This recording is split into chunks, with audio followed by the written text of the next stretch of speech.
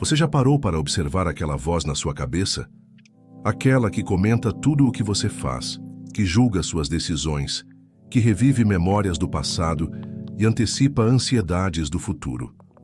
Uma voz que te acompanha como uma sombra, silenciosa, insistente, incansável.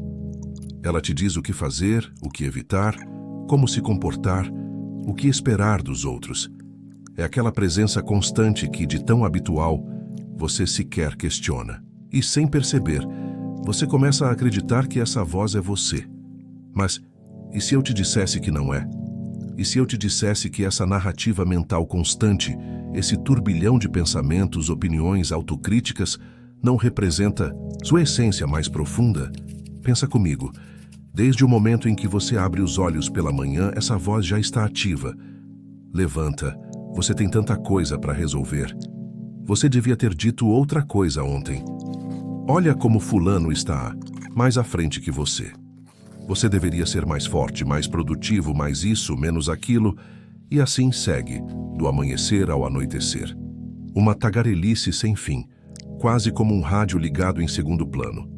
Às vezes ela grita, às vezes sussurra, às vezes parece te motivar, outras vezes te afunda em culpa e comparação. E mesmo quando você tenta silenciar tudo, talvez assistindo a algo, conversando com alguém, meditando, ela sempre volta, disfarçada de preocupação ou autopreservação. Mas aqui está a pergunta que muda tudo. Se você é quem fala, quem está escutando? Se existe uma parte de você capaz de perceber essa voz, então essa parte é diferente da voz. E essa constatação é a primeira fresta de luz. Porque o simples ato de observar o pensamento já mostra que há algo em você que está além dele. Uma presença mais sutil, mais silenciosa, mais verdadeira. Esse ponto de virada não é apenas filosófico, é transformador. Imagine agora, por um instante, um espaço de completo silêncio interior. Nada de memórias, expectativas, cobranças ou julgamentos. Apenas você, puro, intacto, sem o peso do que disseram que você é, sem o filtro das experiências, dos traumas, das exigências externas, sem a necessidade de pensar, apenas presente. Quem é você ali? Essa é uma pergunta que não se responde com palavras, mas com presença. É o tipo de pergunta que não exige lógica, exige sentir. E é nesse vazio, nessa ausência de ruído mental, que o verdadeiro eu começa a se revelar. Não o eu das redes sociais, dos papéis que você representa no mundo, das máscaras que usa para ser aceito. Mas o eu que observa tudo isso acontecer. O eu que vê os pensamentos surgirem e irem embora como nuvens no céu. Eckhart Tolle, um dos grandes pensadores contemporâneos da consciência, disse: a principal causa da infelicidade nunca é a situação, mas os pensamentos sobre ela. Esses pensamentos, essa voz, são como lentes que distorcem a forma como você vê a si mesmo e o mundo. Você não nasceu com ela. Ela foi construída, camada por camada, por tudo o que te disseram, por tudo o que você viveu, pelas dores não resolvidas e pelas verdades não questionadas. E talvez, como diria Alan Watts, você esteja preso a uma ilusão muito bem armada. Você não é a marionete dos seus pensamentos. Você é o espaço em que eles dançam. Essa voz que você carrega não é seu inimigo, mas também não é seu mestre. Ela é uma ferramenta, não o operador. E quando você passa a se identificar demais com ela, você se afasta daquilo que é mais verdadeiro em você. Carl Jung falava sobre isso de outra forma. Ele dizia que a psique humana contém não apenas a consciência, mas também aquilo que está escondido, a sombra, o inconsciente, o outro em nós. E muitas vezes, essa voz que nos fala o tempo todo vem exatamente daí, da parte de nós que nunca foi olhada com honestidade, do medo, do trauma, da necessidade de controle, e ela se manifesta como autocobrança, ansiedade, perfeccionismo, insegurança. Mas o que somos por trás de tudo isso? Somos a consciência que observa, a presença que acolhe, o ser que está, mesmo quando tudo ao redor colapsa. Esse é o ponto de partida. O início de um caminho onde você não precisa mais se perder na sua mente, onde você começa a perceber que, na verdade, Ela é só um dos muitos instrumentos da sua existência, e não o maestro. E é aí, nesse espaço entre o que você pensa e o que você é, que o despertar começa. Agora presta atenção. Quando a ansiedade toma conta de você, o que é que realmente te angustia? Não é o que acontece externamente, não é o evento em si. O que realmente te causa dor não são os desafios que aparecem em sua frente, mas sim a interpretação que você faz deles. É aquela voz na sua cabeça que amplifica tudo que diz: isso vai ser um desastre. Mas aqui vai uma revelação assustadora. Essa voz, que parece ser sua, não está ali para te ajudar.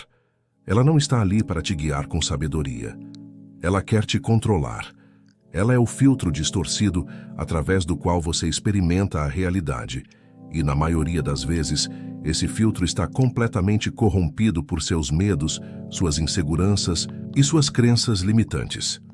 Quando começamos a olhar para isso de maneira mais profunda, podemos perceber o quanto essa voz não é uma expressão genuína do que somos. Carl Jung falava sobre o conceito da sombra. As partes de nós que não conseguimos aceitar e que, por isso, projetamos no exterior. O que chamamos de voz interna é, em parte, esse reflexo distorcido da nossa sombra. Neurocientistas, em suas pesquisas sobre o cérebro humano, descobriram que a maior parte dos nossos pensamentos é automática. Eles não surgem de um lugar consciente, são como programas rodando em segundo plano. O cérebro repete padrões, crenças e respostas emocionais que foram gravadas ao longo de anos. E essa conversa mental constante, esse fluxo incessante de ideias e julgamentos, não é você. Isso é algo que você aprendeu a fazer, um hábito profundamente enraizado, talvez desde a infância. É como se você estivesse seguindo um script invisível, escrito pelos outros e pelas experiências passadas, sem nem mesmo perceber. E aqui está a questão crucial. Essa voz não é o seu verdadeiro eu. Ela é um reflexo de tudo o que você já viveu, de tudo o que te foi imposto, e não do seu ser autêntico, do seu potencial puro. Jung falava da necessidade de integração, de perceber essas partes reprimidas de nós mesmos para vivermos uma vida mais íntegra e verdadeira. Essa voz, esse diálogo mental, é uma das ferramentas mais eficazes que temos para a repressão de nossa verdadeira essência. Agora deixa eu te contar algo ainda mais perturbador. Essa voz, que muitas vezes parece um conselheiro sábio, pode ser o seu pior inimigo. Ela pode te sabotar, te paralisar e te fazer acreditar que você é pequeno, incapaz, que não merece o que é bom. Mas e se essa mesma voz pudesse ser, na verdade, o seu maior aliado? Tudo depende de uma escolha simples. Você vai se identificar com ela ou vai aprender a se distanciar dela? A armadilha está justamente aí, na crença de que essa voz é tudo o que você é. E se você acreditar nisso, acaba se perdendo. Você começa a viver como se esses pensamentos automáticos fossem a sua identidade, como se eles definissem quem você é, mas você é muito mais do que qualquer coisa que possa passar pela sua mente. Você não é os seus pensamentos. Você é a consciência que observa esses pensamentos, o espaço em que eles surgem. E esse é o ponto crucial para entender a liberdade mental. Reflita por um momento. Nos momentos em que você mais sofreu, não é verdade que a maior parte da dor vinha dos pensamentos que surgiram na sua mente? São essas ideias distorcidas que nos fazem sofrer. Pensamentos como: isso nunca vai melhorar. Eu não sou suficiente. Eu não sou capaz de mudar. Esses pensamentos criam histórias em sua mente. E essas histórias são mais poderosas do que você imagina. Elas vão moldando não apenas o modo como você vê o mundo, mas também como você se vê, como você se define, como você acredita que é. E o que você talvez não saiba é que essas histórias são fugazes. Elas não são a verdade. Elas são só um reflexo das suas crenças limitantes. E aqui está a chave. Você não é essas histórias. Essas narrativas não te definem. Você é o ser que observa, o ser que tem a capacidade de questionar, de se distanciar, de escolher uma nova história. Você tem a capacidade de criar um novo enredo para a sua vida. No fundo, o que realmente importa não é o que você pensa, mas o que você escolhe acreditar. Você não é escravo dos seus pensamentos, você é o mestre da sua mente. E isso é libertador.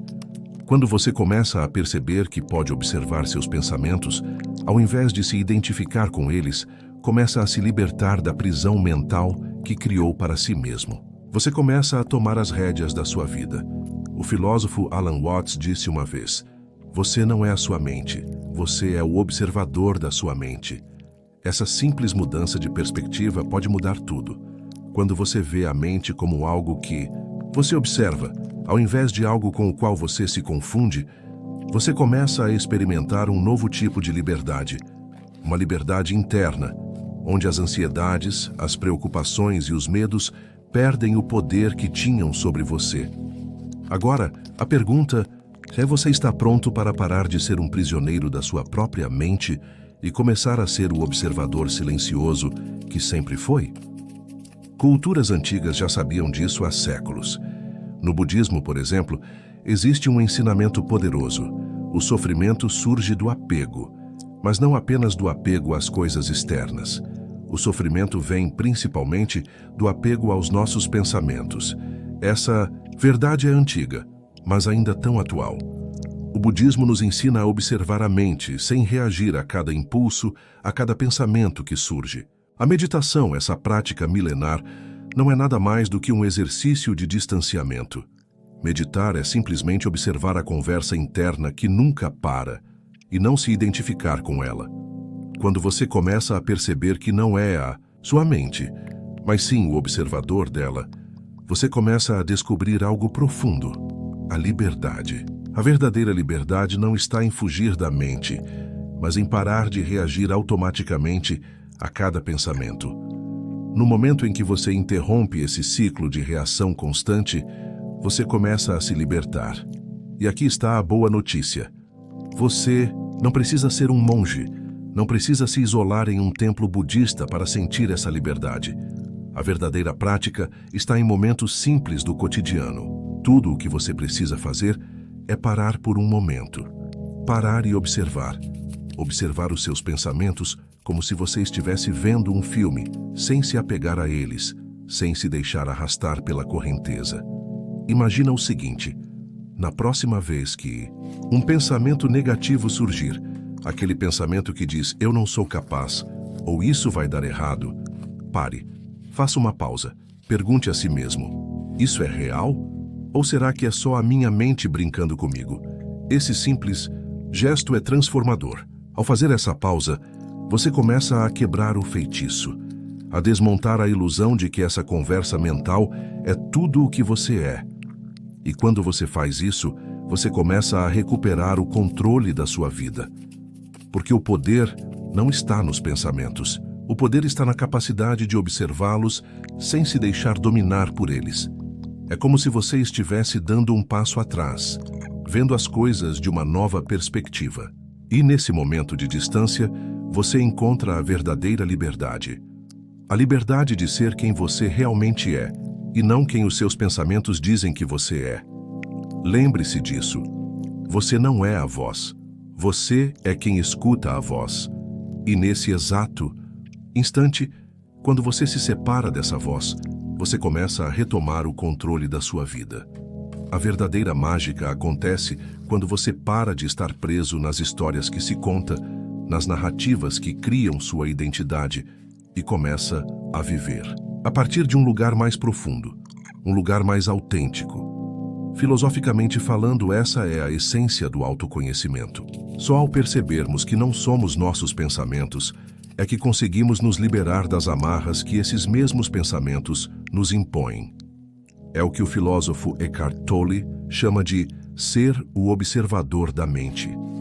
Ele nos lembra que, ao nos distanciarmos das nossas narrativas internas, somos capazes de acessar uma parte de nós que está além do sofrimento e da identificação com o ego. É nesse estado de observação, de calma e clareza, que encontramos o nosso verdadeiro poder. E é exatamente isso que buscamos: estar presentes no momento e perceber que, apesar dos pensamentos, somos mais do que eles. Agora vamos explorar como essa conversa mental toma o controle da nossa vida, como ela distorce a realidade e, o mais importante, como você pode se libertar desse ciclo. Porque o primeiro passo para recuperar o seu poder é perceber que essa voz não é você. Ela é apenas um reflexo da sua mente. E ao dar um passo para trás, ao simplesmente observar, você começa a criar espaço para algo novo, algo mais profundo, o seu verdadeiro eu. E essa é a chave, a liberdade de ser quem você realmente é. Porque o primeiro passo para recuperar o seu poder é perceber que essa voz não é você. E quando você realmente entende isso, um mundo de possibilidades começa a se revelar diante de você. É como se, pela primeira vez, você abrisse os olhos para algo maior do que as limitações que sempre acreditou ter. Deixe-me compartilhar uma história com você. Uma história que, de alguma forma, é a sua também. Era uma vez um homem chamado Rafael. Ele parecia ter tudo o que poderia desejar. Um bom trabalho, amigos leais, uma família que o apoiava. Mas todas as noites, quando o silêncio tomava conta do seu quarto, algo acontecia. Aquela voz, aquela conversa constante em sua mente, surgia e sussurrava suas inseguranças. Você não é bom o suficiente. Você vai falhar. Você nunca será feliz. Essas palavras repetidas tantas vezes tornaram-se uma prisão silenciosa. Rafael acreditava nelas.